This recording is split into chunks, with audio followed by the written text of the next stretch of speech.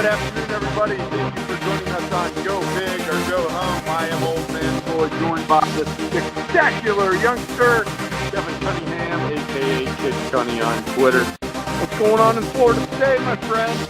Seems like forever since we talked. Yeah, it has. I was looking up something, and I found I don't even know what on the internet. I don't even want to know, youngster. This is a family show. I know that sounds terrible. That's not what I'm talking about. But yeah, it did. like as I was saying it, I realized it. But yeah, that's not what I was going. I have no idea what I just did that. But anyway, so you asked me about Florida. Yeah, it's going well. It's like 80 degrees. It's ridiculous. I wish it was not 80 degrees, to be honest with you. I bet you wish you had our weather today. Literally, maybe. You know what kind of what? It's hoodie weather today, youngster, and you know what that there we go. There we go. Yeah. Like in the mid-50s, little breeze. Oh, it's awesome. 365 days a year. If it stayed like this, I would be in heaven. This is the perfect temperature. Not too cold, not too hot, just perfect. But it's not a weather update show. It's a basketball show. That's what we got going on today. I know you're probably a little disheartened. Your Dukies lost.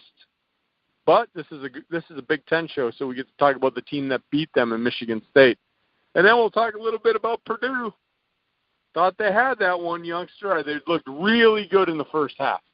Really, well, they looked good until probably the end of, even at the end they looked okay. But you got to give credit to Virginia. They pulled it out. They had some scoring. It was like, where does this coming from for Virginia? But they put it together. So other than that, youngster, if you want to talk about what you found on the computer, we can. Otherwise, we can get right into basketball. Yeah, I'm still – here we go. Perfect timing.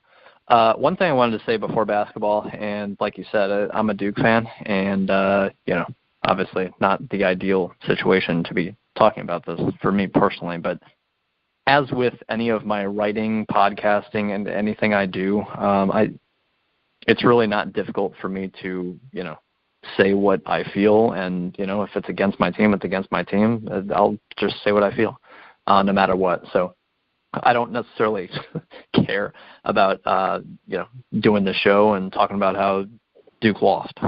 It is what it is. Obviously, I've survived and gotten past it. But one thing I wanted to say, Big Ten spring football games begin this upcoming weekend. On Saturday, April 6th is Purdue's spring game. Indiana's is April 12th.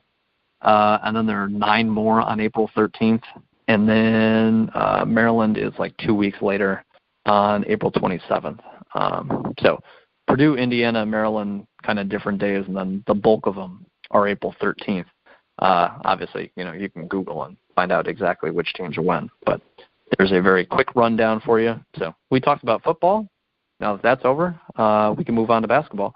And, we thought that, I think America thought that during the Purdue game that they were going to get by Virginia. And it certainly looked that way, but at the end of the day, Virginia forces overtime, and it is what it is. Virginia gets the win. A lot of overtime games in this tournament. A lot more than I can recall in prior tournaments. Yeah, I would agree with that. And even that overtime game, like Virginia won 80-75. It's kind of like a semi-higher scoring game, but it's still not huge. Like Purdue, Tennessee went overtime, and that was 99-94. I don't think we necessarily. We kind of expected that, though. We expected a higher scoring game in that Tennessee-Purdue game. Yeah. I didn't expect to see 70s in that Purdue-Virginia game. And that's what surprises me, because I think Virginia had, 32 points at halftime? 30, 32, somewhere in there? 29. And they really just came alive in the second half. And it's like, did Tony Bennett do a magic trick to, find some offensive players here? Because defensively, it's almost like they switched, like they metamorphosized into offensive players and said, you know what? We got here with defense, but we need to score now. And offensively, they were very efficient. I mean, it went to overtime with the game in the 70s, right? If I remember correctly. I don't remember the exact score. It was, let me see here. Yeah, it was 70-70. 70-70. So they dropped in 41 second half points. That's a lot for Virginia. Yeah, it is. Considering normally they're scoring around 60. Yeah, I'll say this, that those guards that, stood out, Ty Jerome and Kyle Guy, I mean, they've been really efficient, really good. They're both really good shooters. They've been really good all year. I mean, that's why this team only lost to Duke twice and lost to Florida State when Florida State was playing basically out of their minds and shooting 50% against Virginia. Virginia was dynamite all year long, and I know that, they're always really good. Yeah, I know, but they, as you saw in this game, they have shooters. They have guys that can score. They still will deliberately play it slower and, try and beat you out that way. But I think offensively, this was probably the best they've been. This is probably the best they have been. I don't know why I'm, speaking past tense. I think this is probably the best offensive Virginia team that we've ever seen. In terms of offensive efficiency, they're second in the country. Again, it doesn't mean points per game they're going to score in the 80s, 90s, like North Carolina, like Gonzaga, like Duke, like Michigan State. But efficiency-wise, they're number 2 in the country. So they're very efficient. And they showed it in the second half against Purdue. Yeah. Let's not take anything away from Purdue. It's not like they went out there and laid an egg. Oh, they went out and played a very good game. You and I were communicating via text. I said, Purdue looks good. And the thing is, when you get to an Elite 8 game like that, you can play a good game and still lose. The talent's so good. I mean, you weren't playing a number 15 seed in the Elite 8. You were playing Virginia, a number 1 seed, a team that was, in the top 5 most of the year. Purdue, in my mind, Kevin, played a good game. They looked really good in the first half. Could they done some things better in the second half? Sure. Woulda, coulda, shoulda. But I'm not going to sit here on this show today and degrade what Purdue did. Because a basket here, a rebound there, it's a different outcome. I thought, Purdue held themselves well, played a good game, represented the Big Ten well. Unfortunate they didn't come out with the W, but you also got to give the credit to Virginia. I mean, you mentioned it. Their offensive efficiency, second in the country, and they proved it in the second half.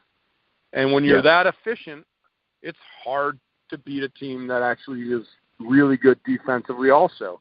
And Purdue is right there. They're knocking on the door. Could have went their way. Yeah. So I'm proud of Purdue. I did not think they would even get to the Elite 8. I thought they'd lose to Tennessee. We weren't even sure based on what Edwards did. He proved everybody wrong, Kevin. Going into the tournament with that back injury, we're like, well, a lot of it's going to rely on Edwards. Exactly. Klein stepped up too. He had a great tournament. Purdue had a very good run. So if you're a Purdue fan, it stings a little. Kind of like you being a Duke fan, me being a Badger fan, ousted in the second round. How does that feel? Yeah, not too fantastic. I'll say this, that for one, Matt Painter, the coach of Purdue, I don't know of too many coaches that have done a better job as of the last 5 or so years. You go through those Swanigan years, and they were really good, and then you take out Swanigan, and they've been really good. I think they've been better.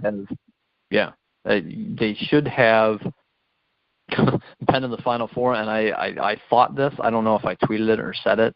But after the Gonzaga upset and Texas Tech beat Gonzaga, after that game, I thought it should have been favored that Purdue would meet up with Michigan State, because I thought Michigan State would beat Duke as of basically since Cam Reddish went out with an injury and Duke has been, barely getting by teams, I knew Michigan State was playing better. And they have the better overall team. They played like a team better.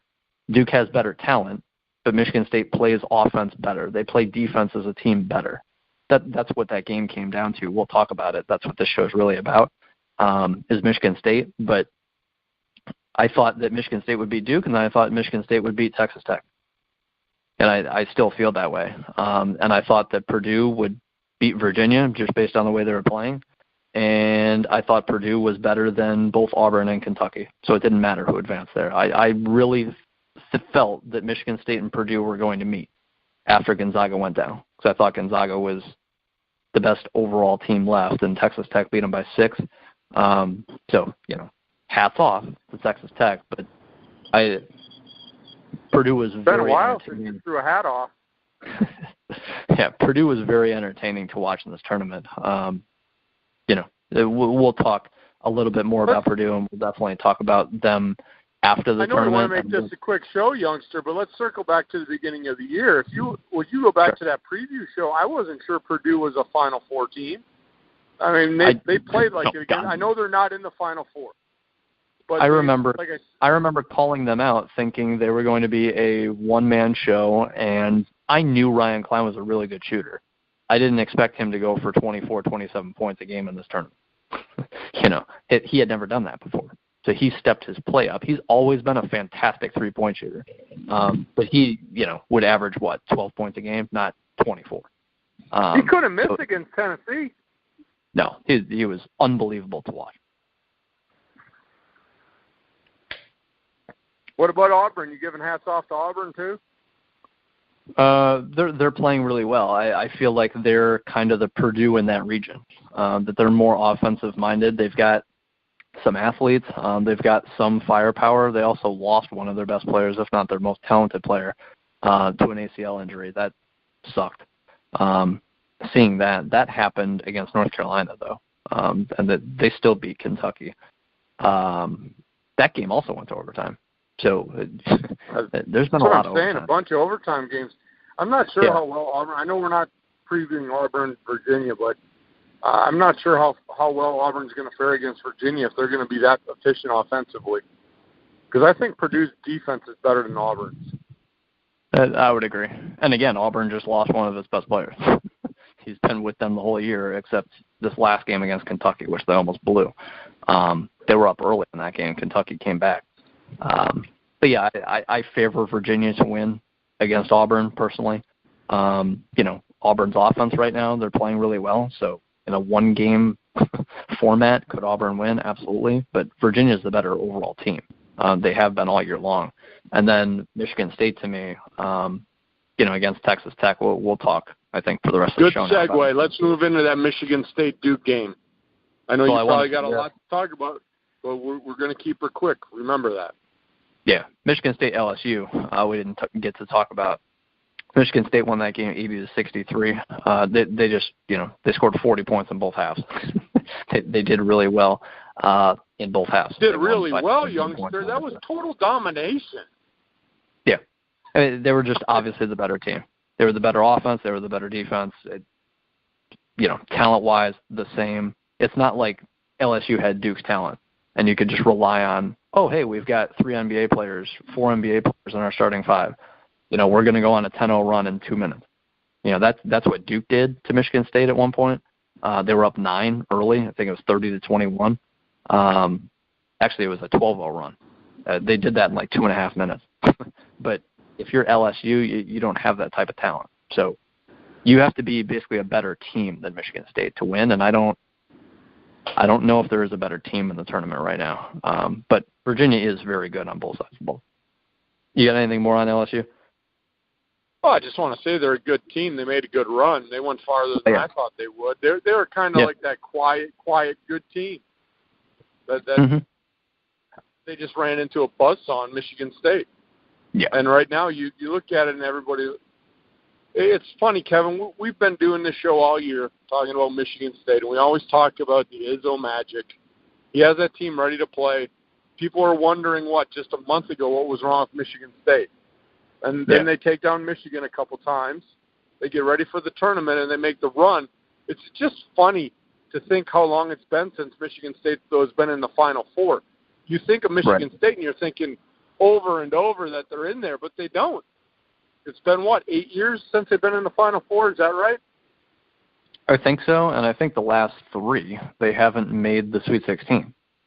Like, they've been favored to make the Sweet 16 the last 3 years, but they haven't. They've been knocked out by Middle Tennessee State in the first round. And you look at what we always talk about, talent-wise. Those teams were probably more talented than this one.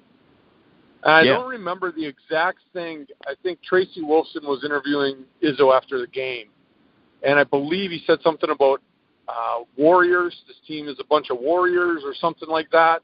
I can't remember exactly. I caught it in passing. But he's absolutely right. This is actually a Michigan State basketball team. They've got a lot of good, solid players that are playing the team concept that Izzo wants. This could be his best team that he's had in 5 years as far as the way they play basketball. Not talent-wise, but the way that they play basketball. It could very well be his best in the last 5 years. Yeah. I mean, you go back to teams 2 years ago that were, this should be a national title contender. We knew they were good. But again, go back to our preview show. Did I think that they could contend for the national title? Yeah, they had the talent, but I wasn't like dead set like a year ago. Like, this is a team that should be penciled into the Final Four. And then they did go through that little lull at the 3/4 of the way through the season. But then it's like, bam, they turn the light switch on, and there they go. They had that little 3-game losing streak. Other than that, they're 32-3. You know, other than that little. And let's forget, didn't they have a major injury? They had a major injury. They were without Nick Ward for a few games. They were without a few guys. They lost Kyle Aaron, who's another guy. They're without 2 guys who would be in the regular rotation right now. And they're still arguably the favorite to win the whole thing. That's because his bench is prepared. Remember we talked about those early cupcake games, and it's like, he'll play 8, 9, 10 guys, but when it comes to tournament time, it's going to be 7 deep. And I think maybe they went 8 deep, against Duke, right? Against Duke, they went 6 deep. 6 deep. They didn't even go 8. They played 7. I was going to mention this. Gabe Brown played 3 minutes. That's the freshman that they brought on for 3 minutes. Other than that, and this is what I really wanted to point out, Kenny Goins is a senior. Aaron Henry is a very talented freshman who's going to be in the NBA. That's the one, and Michigan State always has one really talented freshman somewhere, basically every year. That's the one. Xavier Tillman's a sophomore. That's Matt McQuaid's a senior. Cassius Winston, the leader's a junior. Nick Ward's a junior. This team's older in general with one really talented freshman. Aaron Henry, I think, is going to stay. That's just my guess. Another year. To me, it's not necessarily. I would stay with Williamson going out, Kevin. I would stay. Not that he's in the same class, but I think that kid has a much better draft situation if he stays one more year. At least that's my opinion. And he's going to be such a better player. You've seen him. 2 months ago, I tweeted out, this guy's got amazing potential. And it's like, you'd see 10 points here, 12 points this game, 4 rebounds, 6 points. It's just like, you look at stats, and it does nothing. Like his season stats, he averages basically 6 and 4. The stats don't tell what this kid's capable of. And if this team next year was his team to run, not Cassius Winston, not these guys that are coming back, I'm assuming Cassius Winston is coming back. He's not this major NBA draft prospect. If it was Aaron Henry's show, he'd average 18 points, 20 points next year. That he won't, because he's going to be part of a Tom Izzo team. He's not going to be that superstar, but you can tell his athleticism. He can shoot. He's really, really good. He's got a lot of potential. I've been a fan of him for a while now. Well, that's the scary thing. and we'll find out how this roster is going to shape up, of course, after the NBA draft or a couple weeks before when they got it declared. But you look at it, Kevin, I mean, they could be returning the core of this team that's a national champion. Yeah. Because really amongst the four that we're down to the Final Four, Virginia's very good. But I think Michigan gives them some matchup difficulties. I said it in the game against Duke. And, well, you know, I work part-time at Lowe's. So I caught a few hours before the game working. And everybody, of course, knows I do a show. So they're like, whoa, what do you think of that game? I said, Michigan State's got a real chance. Oh, yeah. And I want to get your thought on this. The guy that you got to watch for on this state that is not going to get a lot of press, he's not going to get a lot of media, is Tillman. Do you have the stats up, Kevin? What were Tillman's stats? I do. He had 19 and 9. So 19 and 9 with 3 steals, 2 blocks. He was phenomenal. He was 8 of 12 from the field.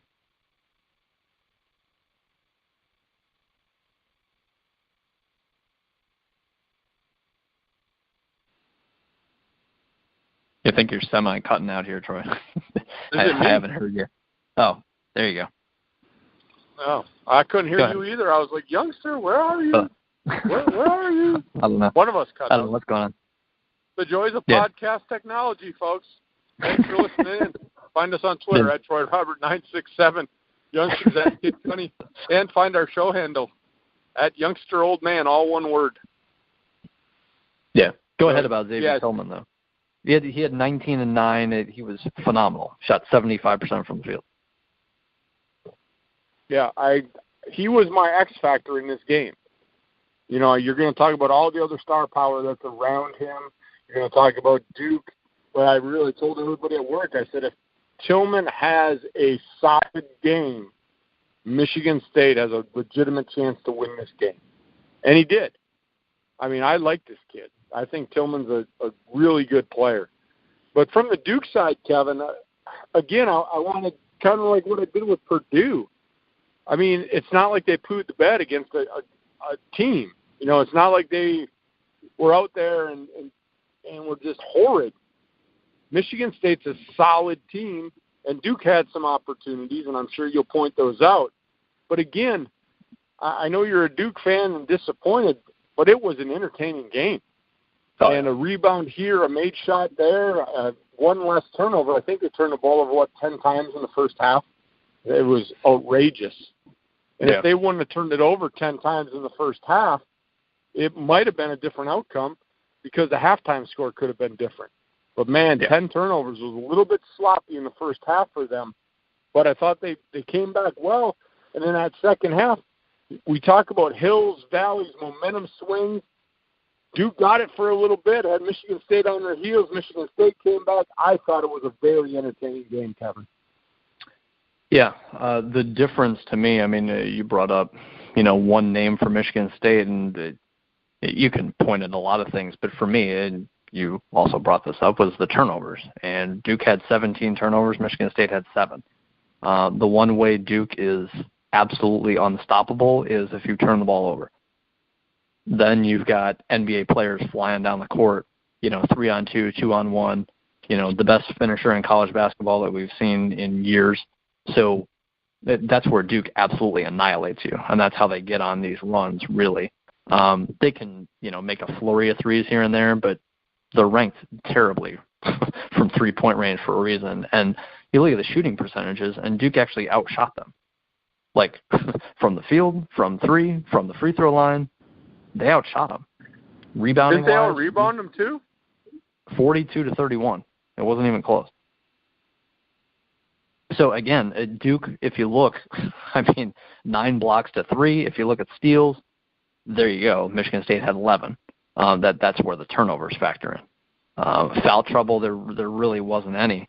It really came down to turnovers to me. Michigan State did not give up extra baskets to Duke, and Duke gave up some easy ones to Michigan State, / missed out on opportunities offensively.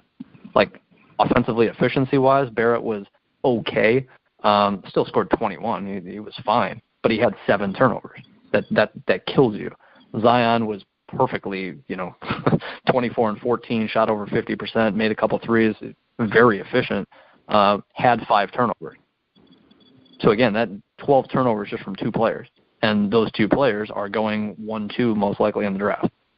So that was the difference in this game, and that's why I said 10 minutes ago was Duke's got better talent. That's not a question, but Michigan State is the better team. They're better offensively. They run more sets. They run their sets more efficiently. They run more sets in general because they're a team. They're older. They have more continuity. They know what to expect from Izzo. Izzo knows what to expect from them. It's different. That was the whole game to me, was you've got freshmen who know they're going to be leaving Duke and are not experienced against a team of men that are not 18, 19 years old, who know how to play defense as a team, who know how to run sets offensively, possession after possession after possession. If you're Mike Krzyzewski, you can be this all-time great coach, but at the end of the day, R.J. Barrett's going to do something freshman-like because he's super talented and he relies on his talent. And Zion's going to do the same thing. And they're going to turn the ball over from time to time because they're freshmen. They're really talented. They don't know necessarily how to play really well against 21, 22-year-olds playing as a unit defensively yet. So, yeah, they'll score 24, 21 points. That's not a question because of their talent, but they're not the better team.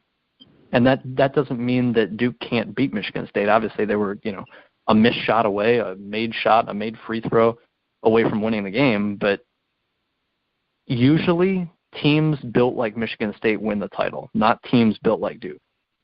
There was a stat, and this stat popped up during basically every game for Duke. It was like 75% of the time you'd see, last 43 points scored by Duke, all freshmen. You would see that a lot. Or 69 of the team's 80 points this game scored by freshmen. It's like, that's great.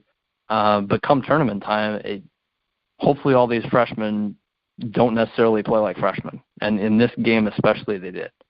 Like, they struggled a little bit against UCF. They struggled a little bit against Virginia Tech. At the end of the day, against Michigan State, they had all these turnovers. 12 turnovers between Barrett and Williamson. So that was really the game to me, was Barrett and Williamson turning the ball over 12 times. They handle the basketball more than anyone else, basically. Trey Jones is the point guard, but he played you really look at well. Those 12 turnovers, youngster, and here's my kind of equation, and this isn't like a proven, albeit situation or what exactly happens. But when you look at turnovers, most teams are going to shoot, 40 to 50% from the field typically. Yeah. Mm-hmm. So they had a plus 10 turnover differential. They were minus 10 to Michigan State. Basically, they gave up 10 points. And the way I come up with that is if you score on half your possessions, 2 points. Yeah. That's five baskets. That's 10 points. Or basically, yep. The way that it equates in the turnover differential, to me anyway, is you take the team that was either up or behind, which was Duke in this case, minus 10. They left 10 points on the court. That's if they shoot a regular field goal at 50% of them. That's not including, a basket plus one. That's not including a three-pointer. Just in the typical realm of basketball, 50%, 10 possessions, 10 points. A point per and even turnover. Threes. That's the game. Yeah. Yep. Even threes, you shoot around 33%, so, around there, usually. So, again, 1 point per possession. You shoot 3 threes, you make one of them. There you go. 3 points, 3 possession. Basically 1 point of possession, exactly like you're saying. So, yeah, that was the entire game to me, really, is what it came down to, is Duke showing that they're extremely talented but young, and Michigan State showing that they're very consistent and the older team, and they'll force extra turnovers and get baskets out of it. There was a lot more to teams the don't game. turn the ball over, Kevin, and when they do, it's uncharacteristic. Yeah. And you kind of look at it now. You look at it after the game has been played. The result is in.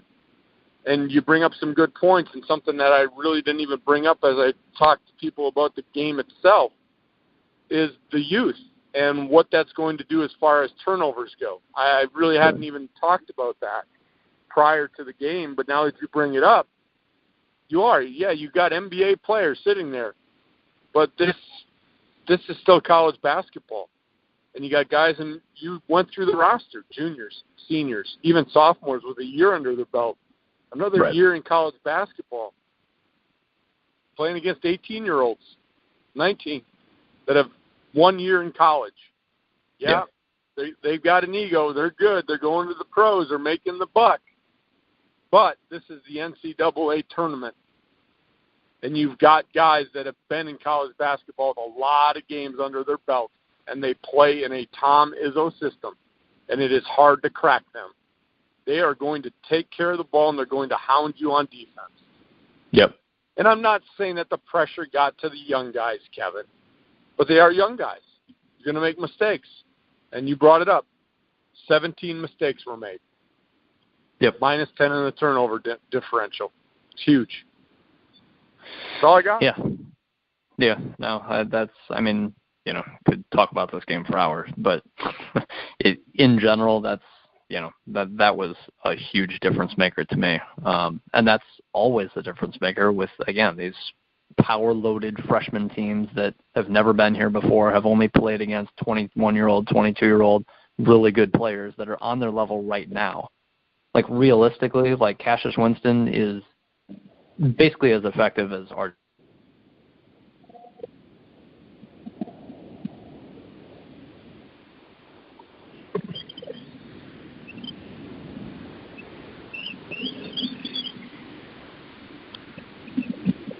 realistically. But RJ Barrett could be the number 1, number 2 pick, and be, a perennial all-star. But right now, when Cassius Winston is 21 and RJ Barrett's 18, and Cassius Winston's playing for Tom Izzo for 3 years, they're on the same level. that doesn't really get talked about. Like, draft stock doesn't mean how good you are playing for your team right now in March. No, it's an individual thing. Yeah. So.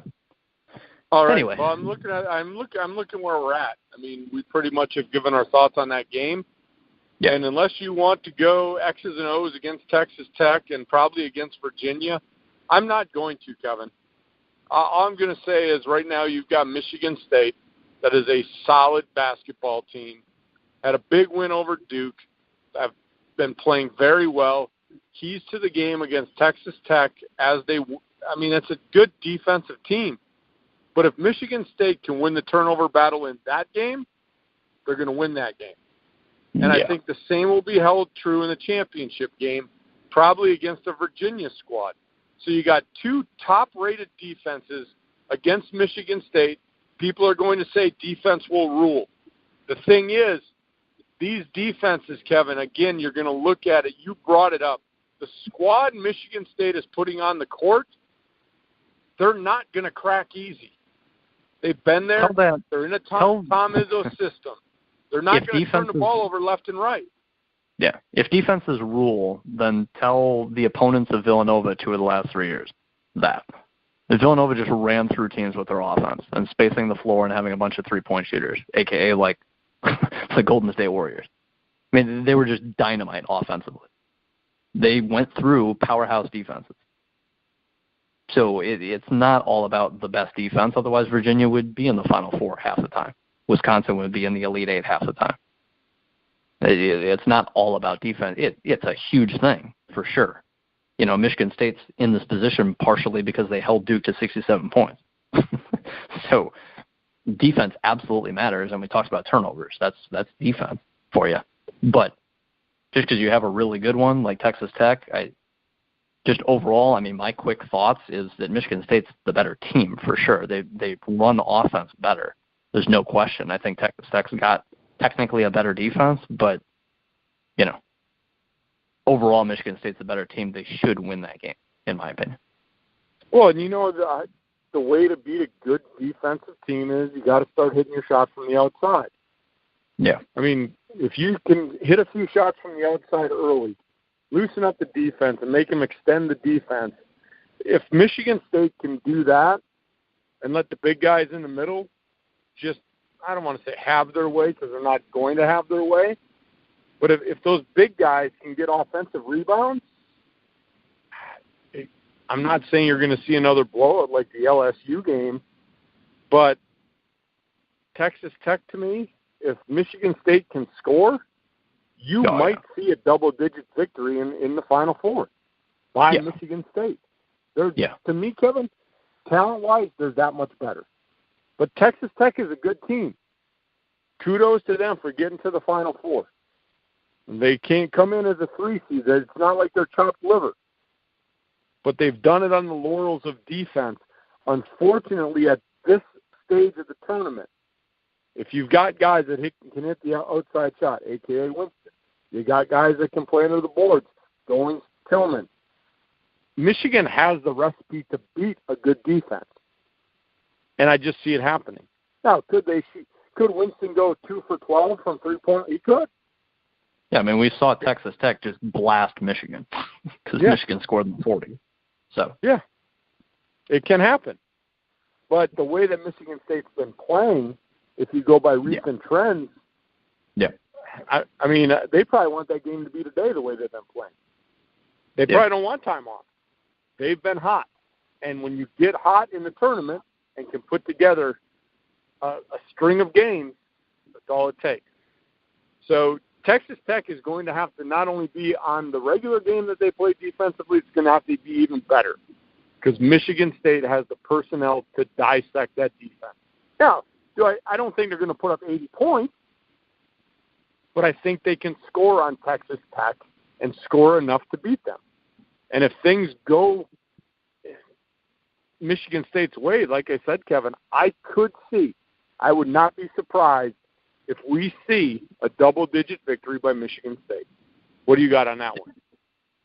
I hear you. If Michigan State, because Michigan State's got a top 10 defense, so Texas Tech's going to score in the 60s at best, in my opinion. So if Michigan State is hitting shots, scoring 78 points, that's a double-digit win easily. But teams usually don't hit their shots against Texas Tech for a reason. It's not random. Texas Tech's the number 1 defense in the country for a reason. So it's going to be difficult, but if Michigan State hits shots, absolutely. The one thing I want to say, too, is this is Tom Izzo's 8th Final Four. He was in the Final Four in 2015, by the way. It was sooner than 8 years. Right. But, yeah, he's been to the Final Four 8 times. Combined, the other 3 coaches, guess how many Final Four appearances they have, Troy? 0. Yeah, exactly. A big whopping 0. So a little edge to Izzo, a little edge to this more experienced Michigan State team, a little edge to a team that's top 10 both offensively and defensively. And Virginia's the same way. If we said this last week that we would do a little, quick preview show, maybe for the national championship. We actually will. But we'll be able to because the national championship's on Monday night, right? This is true.